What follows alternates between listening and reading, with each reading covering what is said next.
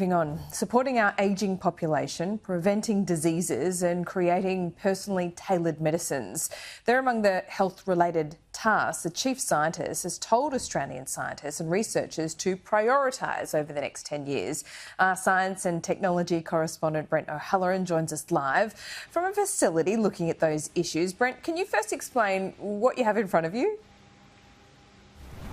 Yeah, well, Laura, first a bit of viewer discretion. If you're a wee bit squeamish or perhaps having a late breakfast, maybe look away for the next few minutes because we're going to introduce some brain tissue samples. Now, I'm here at the Neuroscience Research Australia's facility in Sydney where they do some amazing research, particularly in precision medicine and preventative health. Those are two areas that the Chief Scientist flagged as priorities for Australian scientists and researchers for the next 10 years. So as I say, to do some fascinating research here on those two topics. And I'm joined by Dr. Claire Shepherd. Thank you for joining us. Can you explain exactly what we have here?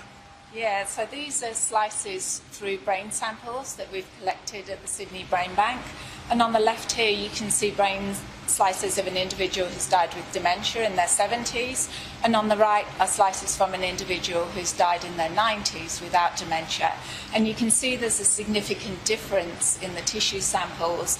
And the individual with dementia has significant cell loss. And here at the Sydney Brain Bank, we're trying to understand what causes that cell loss in the context of an individual's genetics and lifestyle factors. And can you give us some takeaways for our viewers in terms of advice for how they can look after their own brains?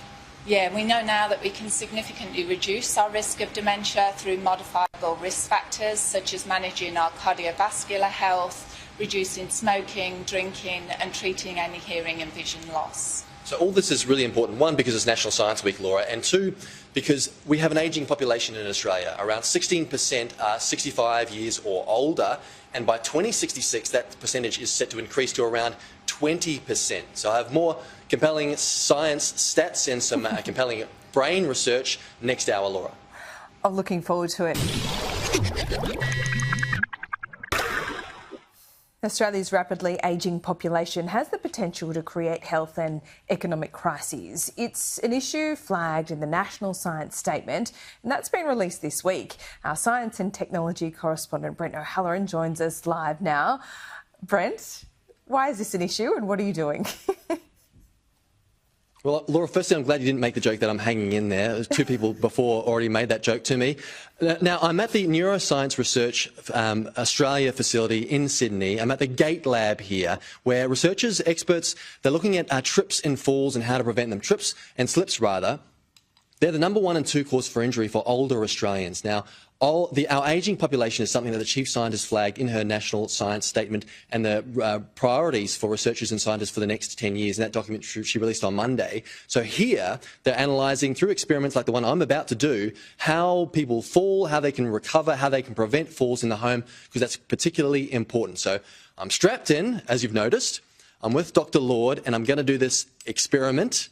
This obstacle course could be disastrous live television, but here we go. Thank you, Dr. Lord, for guiding me. So why do we do these sort of experiments? Well, as you say, falls are really important and they're important to avoid. And this is the way we can train people.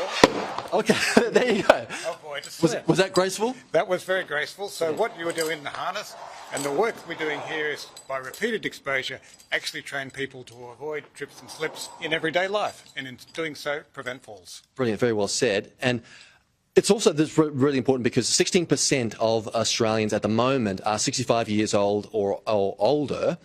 By 2066, that percentage is expected to jump to 20%. So what can older Australians, or indeed all Australians, do to prevent slips and falls? Well, we know that exercise can prevent falls, and so we encourage everyone to do exercise, and in particular, balanced challenging exercise. Balanced challenging exercise. What sort of stuff can people do easily at home? Okay, let's give it a go. Sure. Get you standing on one leg. All right, Brent, we need to challenge your balance, so I'm going to ask you to close your eyes and see how that feels, holding that for a little while. Okay, I'm a little rocky.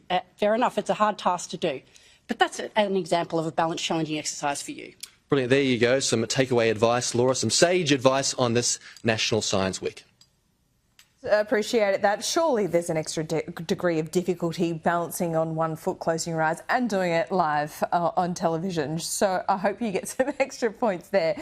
Brent, thanks so much. All in the name of Science Week, of course.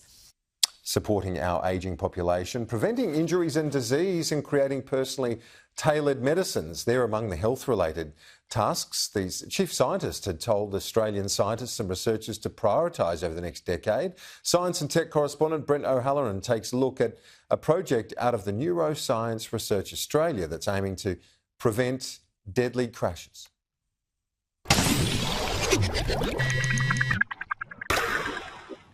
So I'm at Neura's Transurban Road Safety Centre, where they do a lot of experiments, a lot of important science around preventing road crash injuries and improving restraints in cars. And of course, this is Fiona next to me. She's been in quite a few prangs. This is all particularly pertinent given the chief scientist earlier this week flagged preventative health as a priority of research for Australian scientists and researchers for this decade. So very much what they're doing here at Neura. And I'm joined by Dr. Lynn Bilston.